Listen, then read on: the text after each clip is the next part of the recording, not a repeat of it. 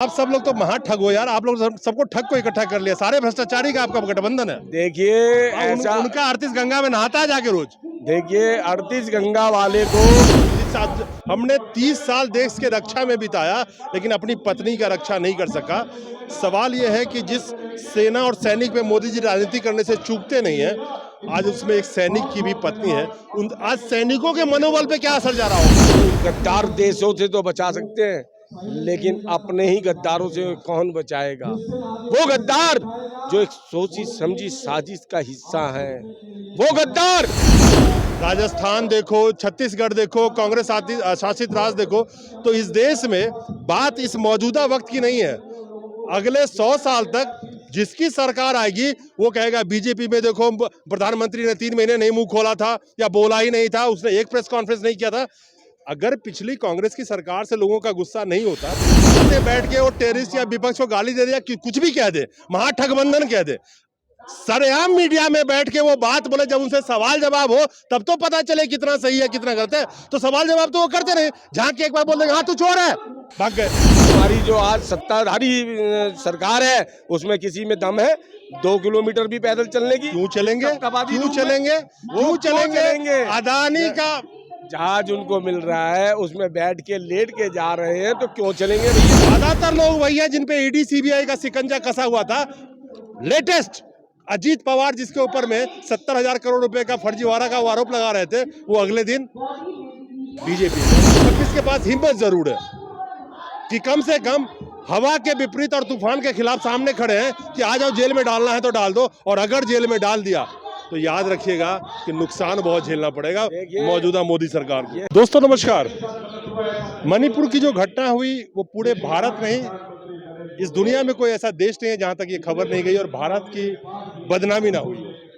लोग कहते हैं कि मणिपुर में जो महिलाओं को नैकेड परेड कराया गया, मैं कहता हूं कि वो इस सरकार की सिस्टम की नंगी परेड थी कि सरकार की सिस्टम कैसी चल रही है।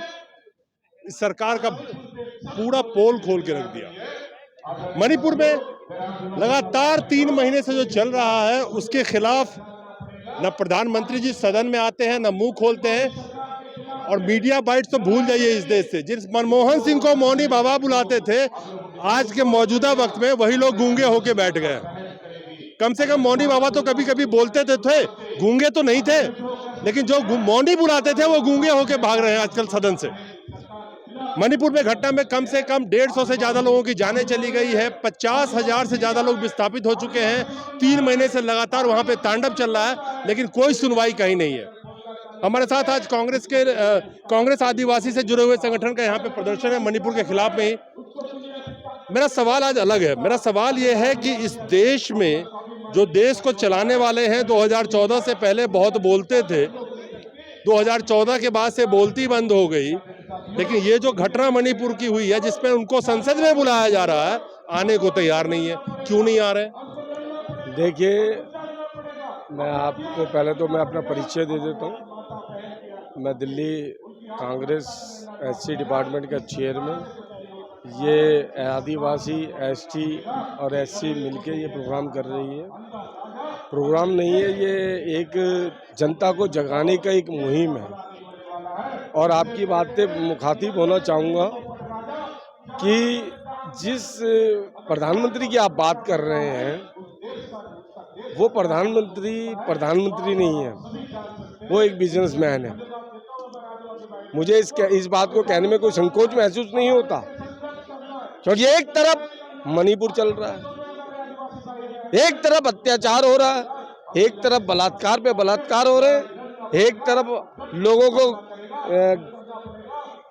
जानवरों की तरह काटा जा रहा है, और एक तरफ भारत का प्रधानमंत्री सर्वोच्च पद पे बैठा हुआ उस तरफ संज्ञान नहीं लेता। 3 महीने से अत्याचार हो रहे हैं, क्या उनको पता नहीं चलता? आज उनको ये पता चल जाए कि उस देश में, भला देश में आज ये प्रोग्राम है, तो तुरंत फ्लाइट निकलती है और तुरंत उस देश में सेलिब्रेट करने के पहुंच जाते हैं। लेकिन इस देश का दुर्भाग्य है, मणिपुर हमारे देश का पार्ट है, अभिन्न अंग है, जहाँ इलेक्शनों के टाइम पे प्रधानमंत्री जाते हैं कि मैं मणिपुर का बेटा हूँ, मुझे एक बार मौका दीजिए। डबल इंजन की सरकार है, डबल वायदे होंगे, डबल, लेकिन क्या होता है? आज वो मणिपुर को अलग थलग कर दिया जाता है, उसे एक तरफ फेंक दिया जाता है और उसकी तरफ शुद्ध नहीं ली जाती। क्यों नहीं ली जाती? क्योंकि वो आदिवासी लोग हैं। माफ कीजिएगा, वो आदिवासी नहीं है, मूल निवासी है। जिसने इस देश को बनाया है, हमने पैंट कमीज आज जरूर पहन ली है, लेकिन हम भी उसी आदिवासी कौम से बिलोंग करते हैं जिस देश को निर्माण किया, इस देश को भारत बनाया, इंडिया बनाया। वो लोग हैं, वो लोग मणिपुर के लोग। उन लोगों को अगर दरकिनार किया जाता है, एक तरफ फेंक दिया जाता है, तो आने वाले समय में वही लोग इनसे पूछेंगे, इनकी गिरेबान में हाथ डाल के पूछेंगे, आप क्यों आए हो, आप मेरा जाइए। एक सवाल है कि जो महिलाओं की नेकेड परेड हुई थी, उसमें एक जो शख्स थे वो आर्मी के वेटरन हैं, आपने पढ़ा होगा, देखा हाँ, होगा, मैं जानता हूँ। ठीक है। आर्मी के वेटरन से लगातार वो कह रहे हैं कि जिस आज हमने 30 साल देश के रक्षा में बिताया, लेकिन अपनी पत्नी का रक्षा नहीं कर सका। सवाल ये है कि जिस सेना और सैनिक में मोदी जी राजनीति करने से चूकते नहीं है, आज उसमें एक सैनिक की भी पत्नी है। उन आज सैनिकों के मनोबल पे क्या असर जा रहा होगा? देखिए, रिसेंटली हमारे देश पे हमला हुआ था कारगिल के माध्यम से। जिस सैनिक की आप बात कर रहे हैं, जिन देशभक्त की बात कर रहे हैं, वो कारगिल युद्ध के हीरो थे। उन्होंने सर्वोच्च अपना वहाँ पे- मेडल जीते हैं उन्होंने। और एक उनकी धर्म पत्नी के साथ ऐसा अत्याचार होता है। वो गद्दार देशों से तो बचा सकते हैं, लेकिन अपने ही गद्दारों से कौन बचाएगा? वो गद्दार जो एक सोची समझी साजिश का हिस्सा है, वो गद्दार जो घुसेड़े जाते हैं मणिपुर में, दूसरे देशों की दूसरी जगह के लोग वहाँ भेजे जाते हैं कि वहाँ के स्थायी लोगों को खदेड़ा जाए। उन पे अत्याचार करोगे, उन पे जुल्म करोगे, वो आवाम डरेंगे। वो बेचारे खाना बनाने वाले लोग, वो खेती करने वाले लोग, वो पहाड़ों पे रहने वाले लोग, उन्हें क्या छल कपट का पता।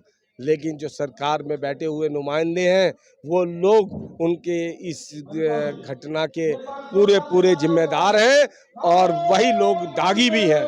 एक बात बताइएगा कि जब मणिपुर पे कोई भी सवाल आज के डेट में पार्लियामेंट में उठाया जाता है, मोदी जी तो आते नहीं, लेकिन मोदी जी ने एक मीटिंग करके सबको एक घुट्टी पिला दिया। राजस्थान देखो, छत्तीसगढ़ देखो, कांग्रेस शासित राज्य देखो, तो इस देश में बात इस मौजूदा वक्त की नहीं है। अगले 100 साल तक जिसकी सरकार आएगी वो कहेगा बीजेपी में देखो प्रधानमंत्री ने 3 महीने नहीं मुंह खोला था या बोला ही नहीं था, उसने एक प्रेस कॉन्फ्रेंस नहीं किया था। अगर पिछली कांग्रेस की सरकार से लोगों का गुस्सा नहीं होता तो लोग सरकार क्यों बदलते? और ये क्या बात हुई कि आप उसमें देखो, उसमें महिलाओं के साथ हो रहा है तो मणिपुर में हो रहा है, तो कौन सी बड़ी बात है? ये कौन सी राजनीति है? ये बड़ी विडंबना की बात है। इस देश के प्रधानमंत्री ऐसे अपशब्द की प्रयोग करते हैं जिस देश में, अरे जो इंडिया को टेररिस्ट बना देता है, विपक्ष को टेररिस्ट बना देता है, वो कह देते हैं ईस्ट इंडिया के लोग जो आए थे, अंग्रेज जो आए थे, उसमें भी इंडिया था। और एक विपक्ष का एक नेता अगर वो ये कहते थे नीरव मोदी, चौकसी मोदी, जो मोदी नाम के भागे वो चोर हैं, वो सारे मोदियों को तो चोर नहीं कहा। और उसको आप क्या करते हो, उनकी सदस्यता खत्म कर देते हो, उनको दिया हुआ जो बंगला है, सरकारी बंगला है, उसको छीन लेते हो। आज स्थिति ऐसी पैदा हो गई है कि देश का प्रधानमंत्री कुछ भी बोल दे, किसी को टेररिस्ट बोल दे, किसी को चोर बोल दे। आज वो विपक्ष में, आज वो सत्ता में जो ना संसद भवन में आने से क्यों घबरा रहा है? क्योंकि उनके पास अल्फाज नहीं है। उनकी शादी जो है, साजिश जो की गई है, वो सारी की सारी इन्हीं की लोगों की साजिश है। एक बात बताओ सर, आप किसी को अपने गाड़ी का शीशा बंद करके गाली दे रहे हो और वो आपसे गाड़ी लेके आगे चले गए, पता नहीं। मैं कहना यह चाहता हूं कि जहां से बैठ के वो टेररिस्ट या विपक्ष को गाली दे दे या कुछ भी कह दे, महाठगबंधन कह दे, सरेआम मीडिया में बैठ के वो बात बोले, जब उनसे सवाल जवाब हो तब तो पता चले कितना सही है कितना गलत है। तो सवाल जवाब तो वो करते नहीं, जहां के एक बार बोल देंगे हाँ तू चोर है, भाग गए। वो शख्स जो है ना, मीडिया का असली मीडिया जो है, गोदी मीडिया की बात नहीं कर रहा मैं, आप लोगों की बात कर रहा हूँ, इनका जवाब नहीं दे सकता। वो जो अपना सिर्फ कहना जानता हो, जो मन की बात तो कह सकता है, आपके मन की बात, मेरे मन की बात नहीं सुन सकता, क्योंकि हम सच्चाई बोलेंगे। वो एक झूठा पड़ा हुआ पेज होता है, उसको पढ़ के बोलता है। जो एक बात बताइए, जो अभी इंडिया नाम से जो संगठन बनी है, मैं अगर इसमें से 10 आदमी को पूछूं तो वो पूरा नाम नहीं बता पाएंगे, मे बी।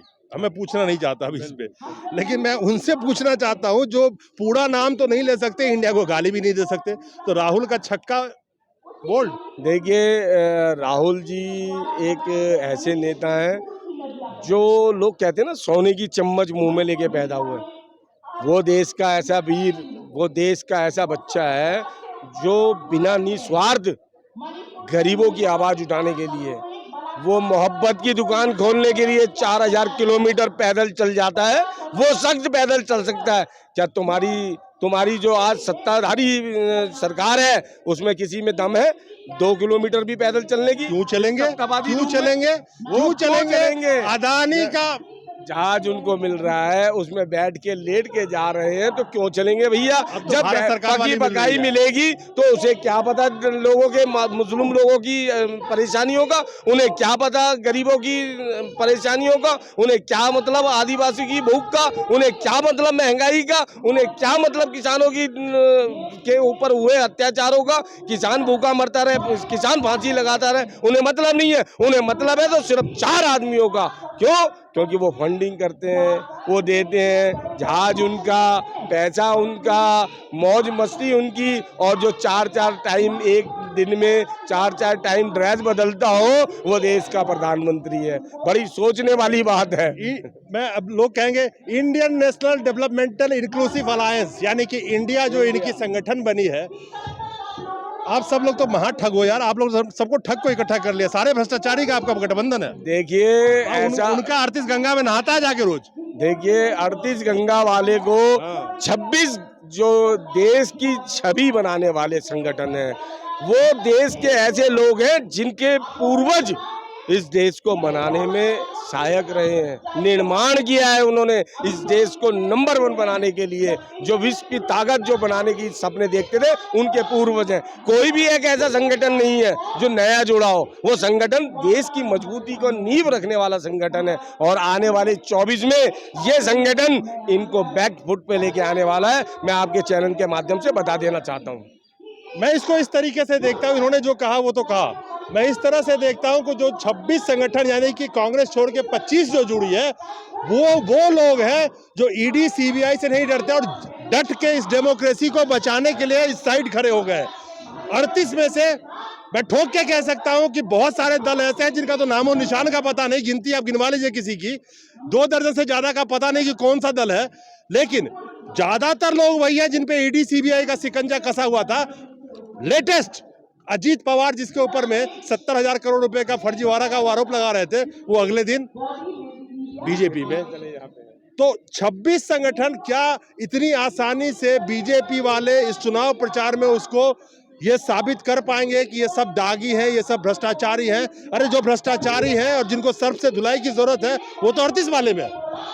मैं ये मानता हूं कि 26 के पास हिम्मत जरूर है कि कम से कम हवा के विपरीत और तूफान के खिलाफ सामने खड़े हैं कि आ जाओ, जेल में डालना है तो डाल दो। और अगर जेल में डाल दिया तो याद रखिएगा कि नुकसान बहुत झेलना पड़ेगा मौजूदा मोदी सरकार को। ये देखिए हम तो स्लोगन भी लेके आए हैं, ये 26 वालों का स्लोगन है। अच्छा, डरो मत, संविधान अभी जिंदा है। तो जय भीम, जय भीम, जय भीम।